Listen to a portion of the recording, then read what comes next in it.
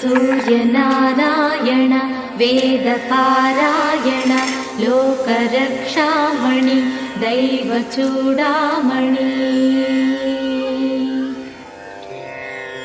पद्मिनी वल्लभ वल्लकी गानलोल त्रिमूर्तिस्वरूप विरूपाक्षनेत्र महादिव्यगात्र अचिन्त्यावतारा निराकार दीनापराकय्य ओवय्य बुद्धान्त निर्धूत तापत्रयाभील दावाग्निरुद्रा तनुद्भूत निस्तार गंभीर संभावितानेक कामाज्यनीकंबुलंदाटि एकाकिनै चिक्की ఏ దిక్కునుగానగాలేకయున్నాడ నీవాడనో తండ్రి।